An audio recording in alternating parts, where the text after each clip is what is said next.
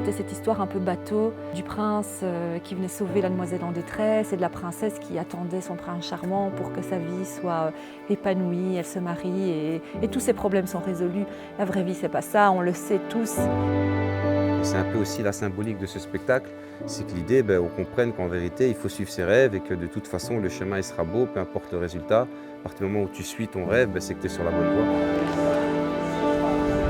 C'est de faire un show un peu à la Broadway, donc qui allie vraiment les trois arts, chant, danse, théâtre. On avait vraiment eu l'envie de créer un spectacle où aussi bien l'enfant, le parent et même le grand-parent va pouvoir s'éclater. On ne peut pas ne pas aimer une comédie musicale, vu qu'il y a chant, danse, théâtre, on aime au moins l'un des trois. Et quand je suis arrivée, je fais « C'est quoi ce truc? Ça a l'air incroyable !» J'ai fait « wow !» J'ai fait « wow !» C'est énorme. Et oui, je pense qu'il y a un message fort qu'elle a envie de transmettre. Il y aura beaucoup de personnes sur scène. Je crois qu'au final, on sera plus de 50 personnes sur scène, donc ça va être un gros spectacle.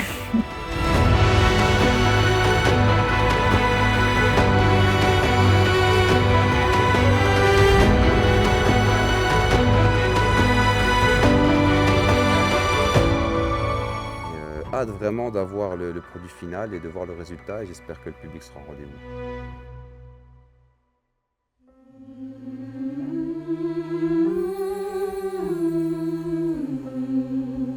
Bien, encore une fois.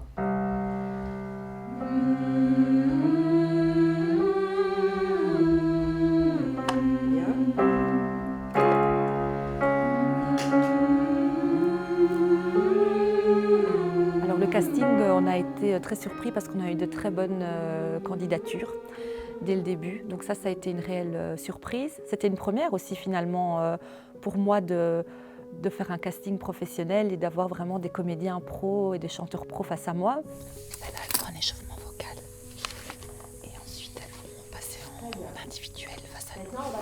Là, on regarde un peu la cohésion de groupe aussi, comment elles se comportent quand elles sont en groupe. Et après, elle va leur faire des petites impros vocales. Donc on va voir un petit peu leur personnalité avant de les faire passer une à une. Et c'est surtout pour les déstresser parce qu'elles sont un peu stressées. Ce qui est normal. On avait des très bons candidats et on avait plusieurs candidats qui pourraient correspondre aux différents personnages. Donc il fallait qu'elles aient non seulement une bonne voix, une bonne technique, il fallait qu'elles puissent danser, qu'elles puissent réciter. Alors il y a les comédiens, mais pas que. Il y a tous les danseurs professionnels, il y a les comédiens version enfant, il y a les danseurs version enfant, il y a toute la chorale. Donc il fallait obligatoirement, en fait, pour moi c'était très important qu'ils aient un esprit collectif et qu'ils puissent travailler tous ensemble. Et c'est pour ça qu'on a décidé dès le départ de faire un casting collectif. Ma vie c'est la musique et je dis merci, merci pour ces airs fantastiques. C'était un casting très complet pour moi parce qu'il y avait du théâtre et de la danse, chose que je n'ai pas souvent faite dans ma vie.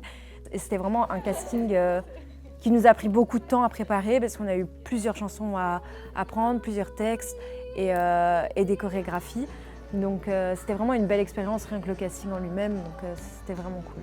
On faisait les castings devant les autres candidats et du coup ça c'était assez chouette et franchement je ne me suis pas du tout sentie stressée. Oh la peste! Si! De grosses bestioles, la mode en pointu, et ça suffit, tout ça pour Paris. Maman est là, maman te protégera, voilà ce que je suggère. Et on a adoré son côté d'interprétation un peu psychopathe comme ça de la méchante. Ah mais il faut prendre la psychopathe, hein, parce qu'elle est trop bien la psychopathe. Elle le fait trop bien. Non seulement elle a cerné le personnage de la méchante, mais elle est aussi très touchante. Et elle arrive vraiment, malgré qu'elle soit pas très sympa, à nous toucher au niveau du jeu. Écoute ta mère.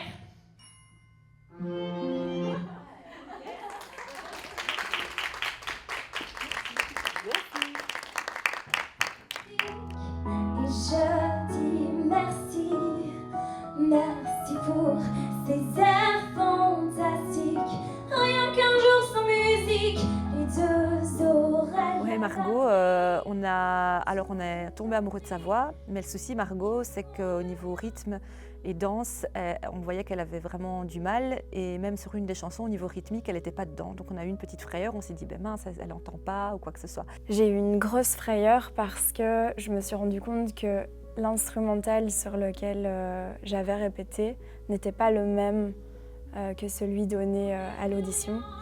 Et on s'est dit, si elle n'a pas le rythme, ça ne va pas le faire. Et au final, elle savait qu'il y avait eu un problème, il y avait un problème de version en fait, de chanson.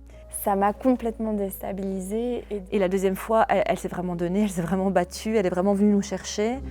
Mesdames, messieurs, pas d'abandon, 2 jours pour poster l'audition. Je veux vous toucher par mes mots, je veux rendre ensemble mon plus beau. Elle a vraiment bossé chez elle, c'est une bosseuse et elle nous a montré en fait qu'avec le travail, elle savait vraiment être également à la hauteur au niveau du rythme, aussi bien en danse qu'en chant. Et donc ça nous a soulagés et on a décidé de prendre Margot. Camille était assez complète aussi au niveau de son jeu. Camille, elle s'est démarquée par sa joie de vivre, sa joie d'être sur scène.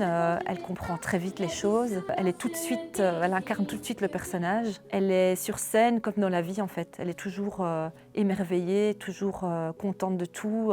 C'était une bouffée d'air frais, Camille, vraiment. Et moi, c'est mon rêve. J'ai toujours voulu ça petite, donc là, c'est mon rêve, il se réalise.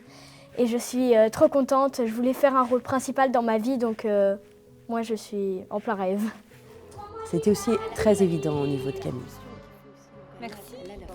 Bravo Camille, merci. Meryl, elle a été un coup de cœur dès le début.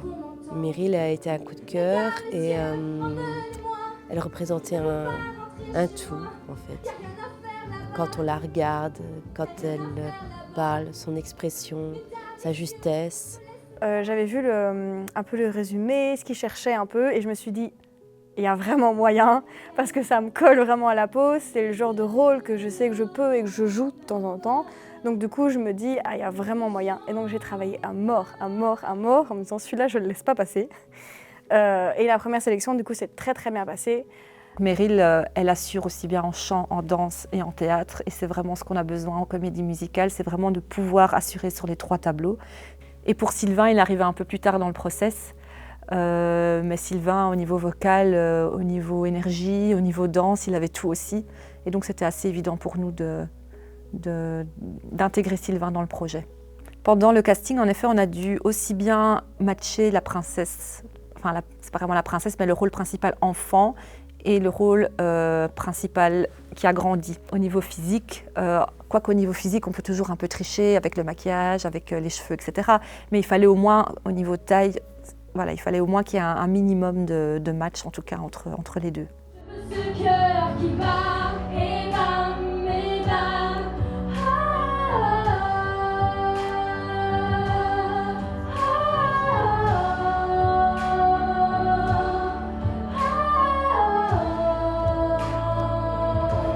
Je veux ce cœur qui bat. Je pense que quand Annie a fait appel à moi, enfin en tout cas de ce qu'elle a vu peut-être de moi, c'est justement parce que j'étais un bon choix aussi pour elle.